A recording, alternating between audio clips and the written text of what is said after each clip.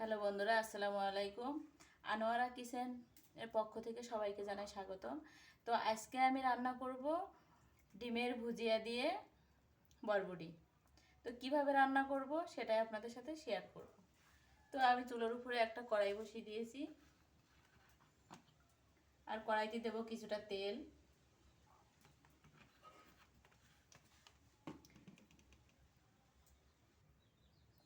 তেলটা আমার দেখতে পাচ্ছ গরম হয়ে গেছে। এবার আগের থেকে ফেটিয়ে রাখা দুটো ডিম এবার আমি তেলের উপরে ছেড়ে দেব।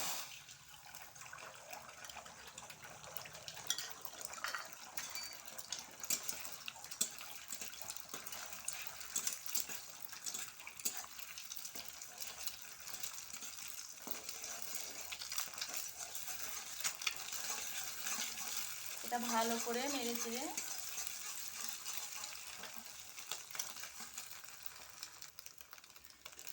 ডিমের ভুজিয়াটা হয়ে গেছে। এবার আমি এটা নামিয়ে নেব।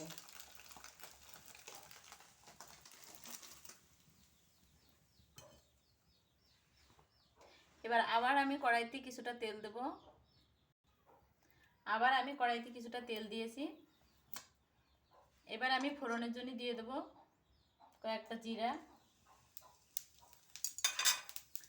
দিয়ে দেব পেঁয়াজ কুচি,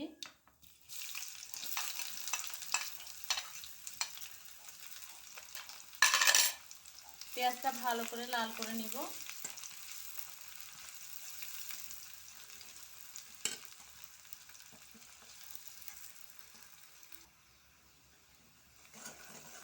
পেঁয়াজটা বেশ আমার লাল লাল মতো হয়ে গেছে।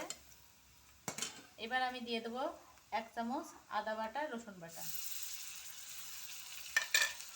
এটাও ভালো করে নেড়ে চেড়ে একটু নিতে হবে।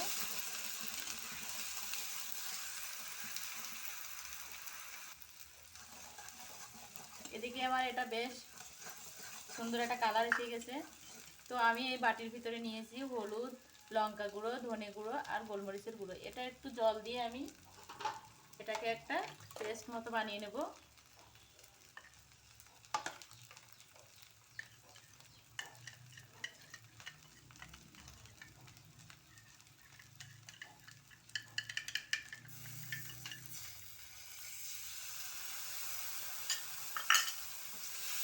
এবার এটাকে ভালো করে নেড়ে চেড়ে একটু রান্না করে নেব। মশলাটা যত বেশি ভালো কষানো হবে রান্নাটা ততই বেশি মজা হয়। এটা ভালো করে নেড়ে চেড়ে নেওয়া হয়ে গেছে।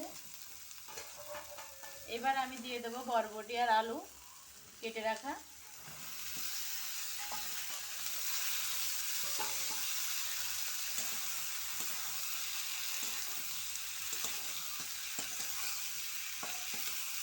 এটা ভালো করে নেড়ে চেড়ে রান্না করে নিতে হবে।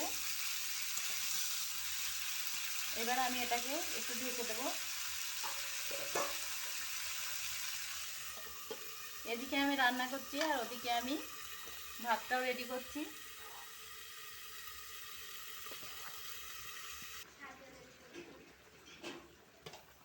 এবার জলটা আমার ফুটে গেছে। এবার সেই ভুজিয়াটা আমি দিয়ে দেবো।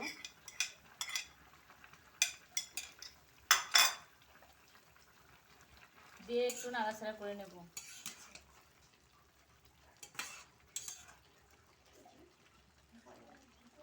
বেশ খেতে মজা লাগে।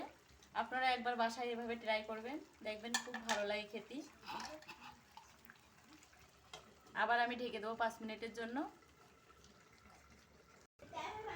5 মিনিট বাদে আবার আমি ফিরে আসলাম। তো আমি ঘরে নিজের থেকে একটা মশলা বানিয়ে রেখেছিলাম, সেই মশলাটা দিব। মশলাটা দিয়ে এবার একটু নেড়ে চেড়ে 2 মিনিট দমে রাখবো। তারপর আমি এটাকে নামিয়ে নেব। আমার রান্নাটা প্রায় শেষের দিকে। 2 মিনিট বাদে এটা আমি নামিয়ে নেব। এবার আমি কয়েকটা কাঁচা লঙ্কা চিড়ে রেখেছিলাম, সেগুলো আমি এটাকে দিয়ে দেব। যেহেতু আমার বাসায় কেউ ঝাল পছন্দ করে না, আবার ইচ্ছা হলে একটু চায়, তাই আমি কাঁচা লঙ্কাগুলো চিড়ে চিড়ে দিয়ে রাখি। এবার এটাকে আমি নামিয়ে নেব।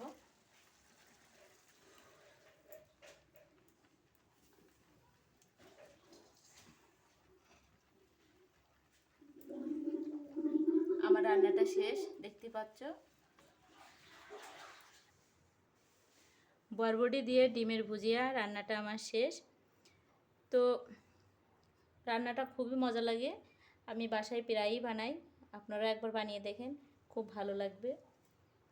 ওই বরবটি দিয়ে ডিমের ভুজিয়া একবার যদি খান বাসায়, তখন বারবার ইচ্ছা হবে যে আর একবার বানিয়ে খাই।